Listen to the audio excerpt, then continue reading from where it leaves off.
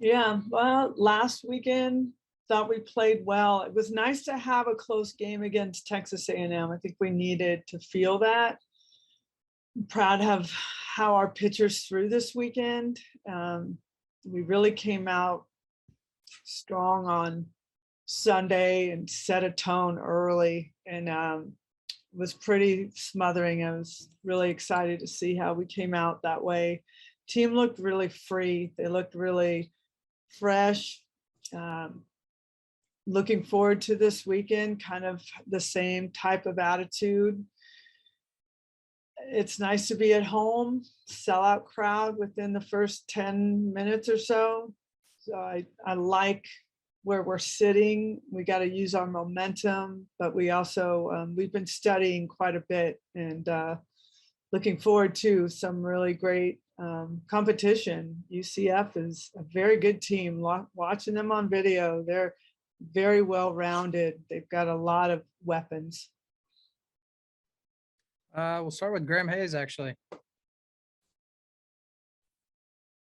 Hi, Patty. I wanted to ask you about Jordy. Obviously, at first status has changed at all, but also beyond that, just when you have somebody as driven and as competitive as she is, and who can't help her team in the way she's used to, what kind of conversations have you been having with her just about how to get through this particular challenge? Yeah. Well, the good news is Jordy's been throwing it a little bit in the bullpen, and we're very optimistic about, I don't know exactly when, but we're optimistic she's going to be able to help this team. She is a competitor. She's extremely frustrated.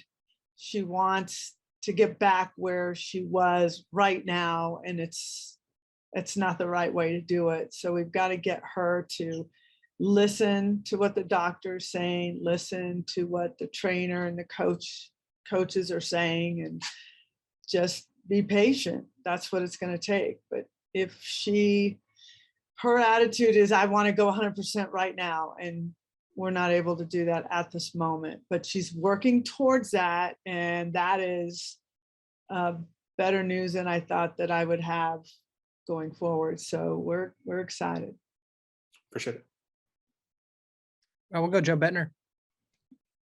Patty, wanted to ask you a little bit. I know you've touched on NIL a little bit this season, but last weekend you have 4 players that have jersey T-shirts with their names on the back. What does that mean for you all as a program, and to just kind of see where the sports come, for that to be a reality, where some of your student athletes have their names on the back of jerseys that? Yeah. One, the fact that they're making money off of their literal name on the back of a jersey is something that we only knew happened in like pro male sports. So to see those jerseys hanging here around the stadium or in the bookstore is really exciting. And just to see that it's a female athlete's name. And that's been happening with, say, USA Soccer and the WNBA, and some like girls are wearing females jerseys.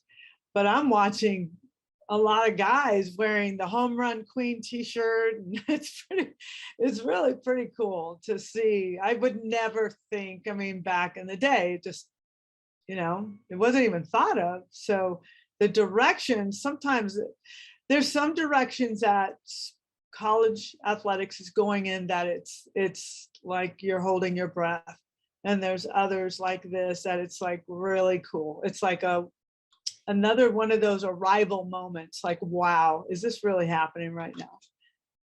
Just to quickly follow up, how have you seen your team manage some of not manage the NIL deals, but just trying to stay focused on softball while accruing those deals throughout the season? We don't talk about it a lot, and I know a lot of them are making significant money for their age, and I just keep my eye on them. And if I feel somebody looks distracted or tired, I might pull them aside and say, tell me what's going on. I haven't really had to do that. I haven't felt one individual just out in space. And so not really dealt with it quite yet, luckily. Gotcha. Thanks, Patty. We'll go Cliff Brent. Yeah, Coach, wanted to know what makes Jocelyn different than other people who have hit a lot of home runs. There's a lot of people who've done it, but very few have hit with the average that she's hit. Just what is it specifically in terms of whether it be physical or vision or whatever it is that makes her different than the rest? Yeah, she definitely is physical. She was born that way. She's very strong for a female, very strong. Her legs are just, and just lower half extremely strong. That really catapults her swing. She's got a really good sense about her, but she also is extremely competitive. So if a pitcher gets her once, in her mind, she doesn't go in the dugout and pout about it or gripe about it. She's already back calculating what she's going to do in her next at bat.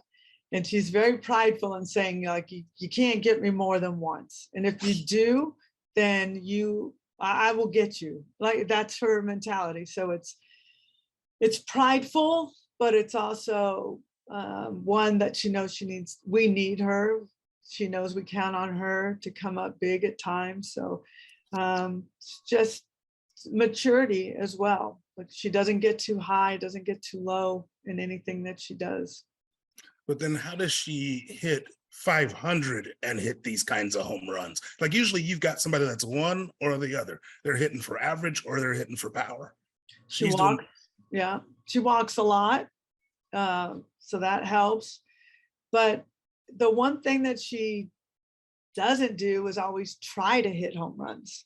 So if she did try to hit home runs all the time, she would be hitting a lot of skyrocketing fly balls for outs. So she just wants to get good connection, and she loves home runs, but she likes to hit a ball through a gap because she gets to run, and she wants to show people that she's faster than you think she is. So We'll go Eric Bailey. She can bunt too, right, Coach? We know that, right? yes, sure. Yes. We've seen.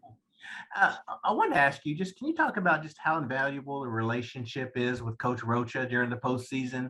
What's her biggest strengths, both in preparation and then in-game adjustments? I would say her experience is beyond, just beyond phenomenal for us, because she's been in a lot of championship games, whether it's here or at Florida. She was always playing for championships quite a bit. So she knows what it feels like. She puts in the work. And we were just talking about this the other day, how our families have to take a back seat to us when we're at home. And she's got a little girl. So she, our spouses are so important to us, to allow us to get the extra time we need, because we can't always do it during the day when we have practice or have other things to do in the office. So she puts in the time, puts in the work, and her experience, she understands strategy. She understands how to use our best against your best, and normally she's the winner of those challenges. So again, to pride and the fact that she wants to win, and she's worked very, very hard with this pitching staff. So she's trying to put them in the best position to win every time they're on the mound. We see you every year. You're conditioned to play softball this time of year. You did it last year. Think back to 2020. How tough was it this time of year in 2020 when you had no softball? And is it nice to be back in this routine right now? Yes, I believe so. I believe that the 2020 year that we had off, so many people were missing softball, that when we came back in 2021, and it led to a lot more fans.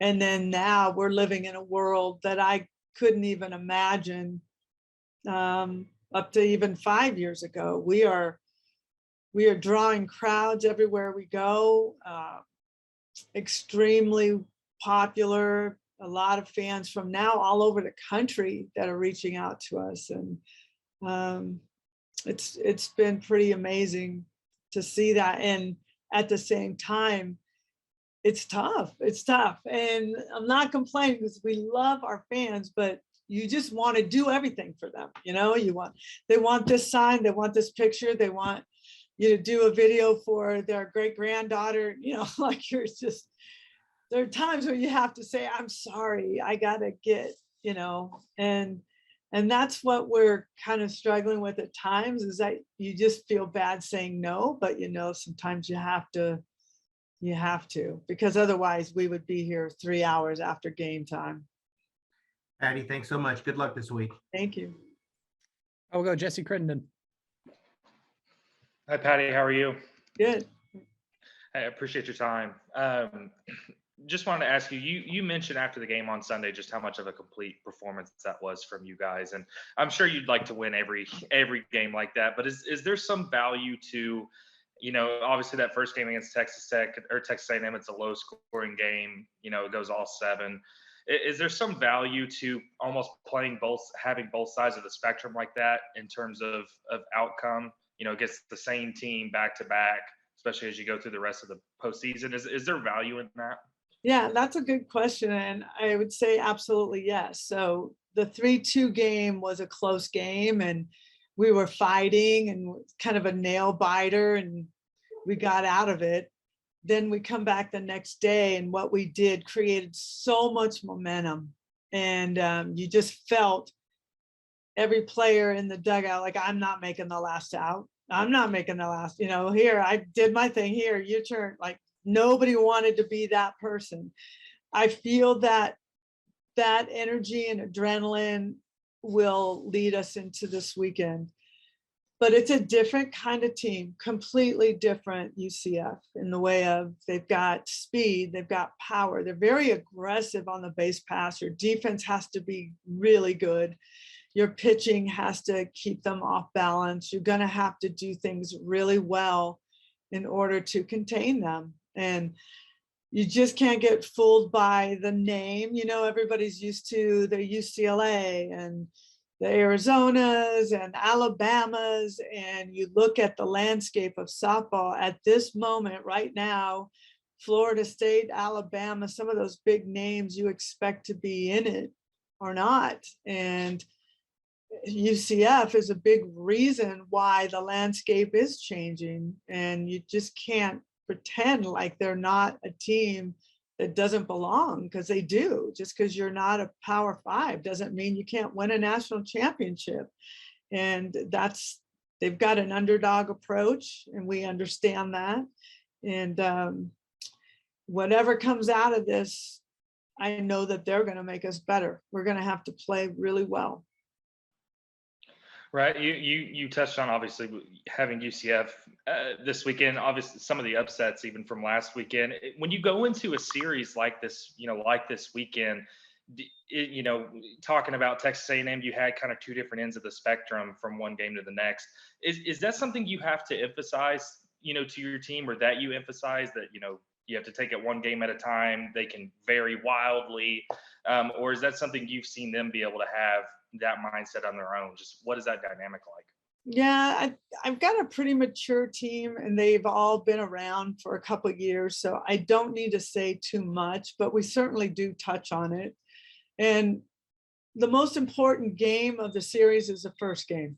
So we want to be at our best. We want to be feeling good and fresh and healthy and educated on what's coming, and poised and free and loose and fast and everything that goes with it.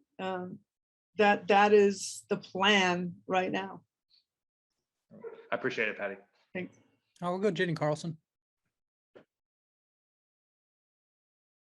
Sorry. Hey, Patty, you were actually talking a little bit about Jocelyn and her strength, but if you look up and down your lineup, you have a lot of gals that have that strength sort of mid-core down through their legs. I'm wondering if you could just share what it is with the strength program, what you guys work on from maybe the time somebody arrives to, you know, those first couple years to try to increase that power core, because it looks like all of your gals have have some strength in their bodies that maybe you don't see all around college softball.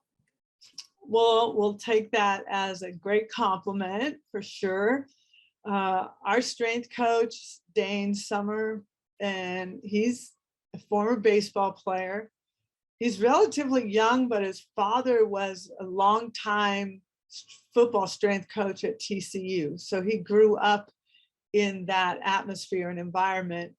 He was a graduate assistant here at OU with strength and conditioning, and they gave him to us, and he was fantastic. And he is now our full-time strength coach. But he works a lot like me in a sense, where he's expecting, his expectations are big. He's not trying to make them look like men or anything.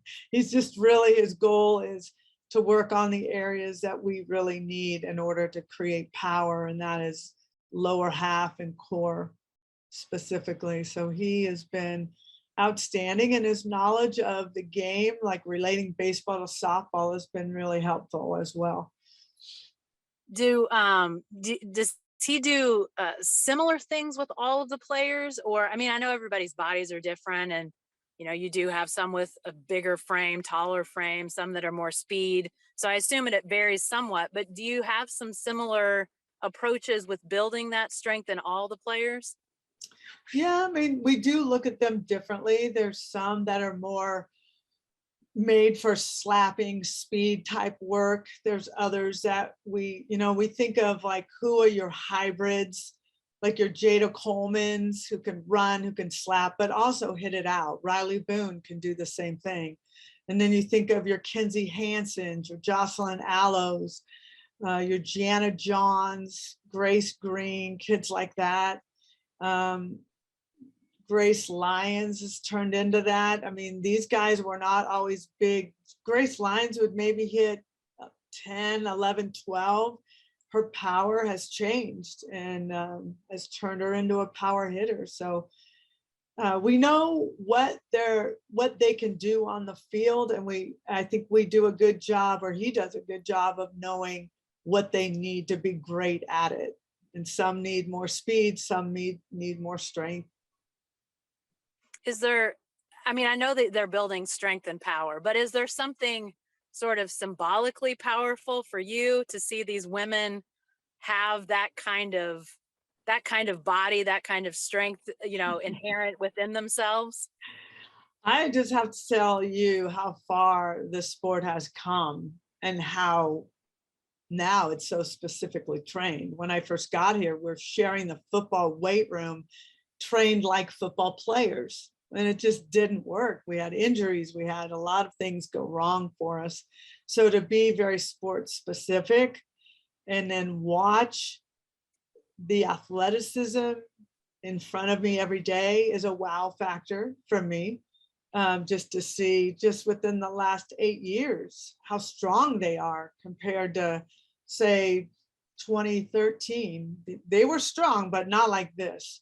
I mean, you can see their legs through their pants, just going like, geez Louise. It's just like bicycle, like Peloton legs, or bike, those that ride bikes a lot, and their legs are just strong. Now they don't apologize for them. Some girls would go, oh gosh, I know they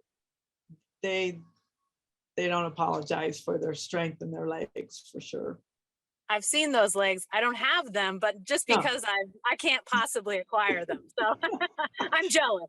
I totally agree. I understand. I just admire from afar because there's no shot of me. No, I get you. Thanks, Patty. Yeah. A few more here. We got Ryan Aber. Yeah, Patty, I wanted to ask you about Nicole May. How much better prepared is she going into this super regional than she was a year ago, and how valuable is having that experience on this staff right now? Given the other pitchers that you've got haven't been at this level. She's the elder, and she's only a sophomore, so she's done a good job of sharing her knowledge. I think the difference maker she's feeling healthy. She had some knee issues late in the season last year and a little bit early in the season this year. So I feel like she's been feeling very healthy and good. I also think her mindset is much stronger. Things don't bleed into her thoughts anymore. I think she used to think a little bit too much, or more of pitching not to lose versus pitching to win. There's definitely a big difference there. And I feel every time she's on the mound, she just keeps getting better, especially probably in the last 3 weeks or so. She's been really, really good. And she mentioned some of the I don't know, sports psychology type coaching that goes on there. How has that evolved for you as a coach, and just how valuable do you feel like some of those things have been, sort of looking at the on the field performance? Yeah, we've always believed in it. We've always used it. We've got a great pros office here. It's just getting their mind, it's just getting them confidence and simplifying things, and sometimes these pitchers, they'll analyze everything and, oh, I should have done that, I should have done that, instead of just stop talking and just do it. And it sounds easy, but it's not, especially when you're on the mound and everything is, revolving around you. And I think Nicole May and Hope have really simplified pitching, specifically over the last 3 weeks or so, and it's really shown. Yeah, I really appreciate it, Patty. Good luck Sure. this weekend. Thank you. I will go Jason Patacchio. Hey, Patty, how you doing today? Good. I wanted to kind of ask you a question about Jada Coleman. Obviously she's entering kind of her second championship run with you guys. What do you feel like has been the biggest change from her, from a leadership perspective, from year one to year two? And how has that kind of helped sustain your guys' championship mindset? I think she's matured a bit from her freshman year. She just came in kind of in her own world and playing in her own world. And then she learned that she had to kind of follow along with what we're doing. She has so much energy and passion, and she's been really hot the last couple of weekends. Been really excited about what she's been doing. I think after the Big 12 tournament, she wasn't happy with her performance there and has really reset herself and has done a really fantastic job of gaining back that leadoff position and being a spark plug for us. So I think just knowing when to reset, when to be a little more calm, and just that maturity factor has been a big difference for her.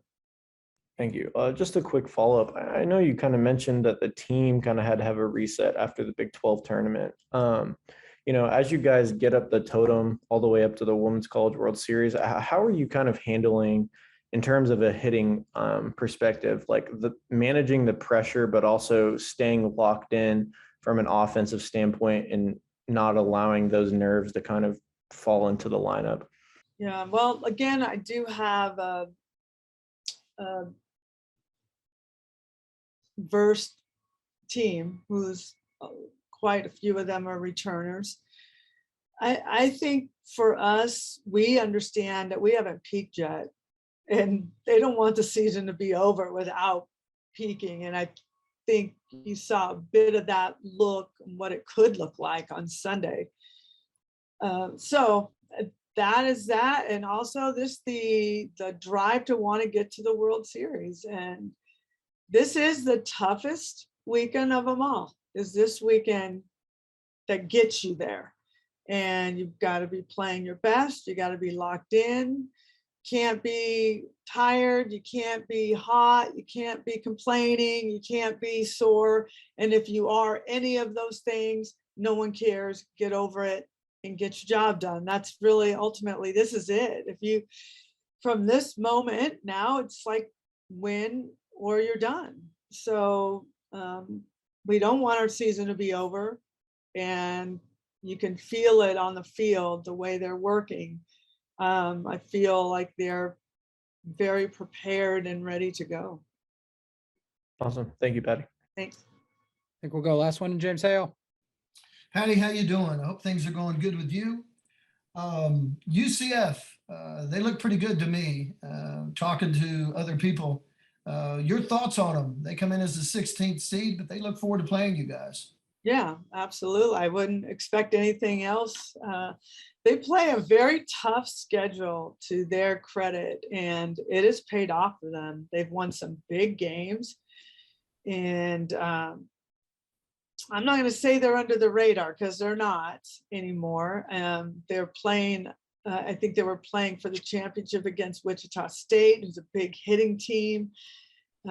They play some tight games, but they always seem to find a way to come through it, and they played a good Michigan team. They were not intimidated. They were celebrating the opportunity to play at home. They deserved it. They earned it, and they used the opportunity very well. So they're good. They're, like I said, they're good. And in order to stop them offensively, we've got to be good on the mound. We've got to be really good on defense. We've got to be heads up and ready for anything. Offensively, their pitchers are outstanding, and they've got more than a few that can do the job. So we just got to stick with our game plan, continue to trust in the training that we're doing, allow the crowd to engage the way they normally do, and really create what we feel is going to be a home field advantage.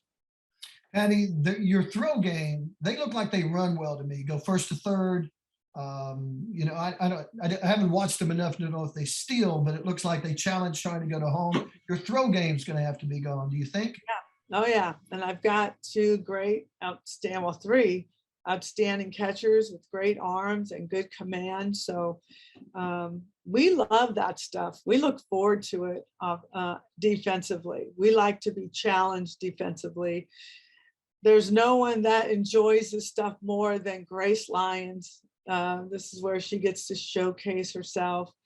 Our infield is really good, very athletic. Our outfield, I believe, is one of the best in the country. So we are always up to challenges and ready to play. I think it's fun. That's what you want when you're in big games, to be challenged and getting opportunities to make big plays. I just got done with my show. So final question. What's the latest on Jordy and Kenzie? Jordy has been in the bullpen throwing pitches. So we're really excited about that. Still too early for me to call, but she has definitely been throwing. Kenzie Hansen is nursing a little bit of an ankle, but she was catching today and swinging today. So I definitely feel Kenzie will be ready to go for the weekend. It's going to be fun. Thanks, Patty. Thank you. All right. Thank you. Thanks, everybody. Thanks, Coach.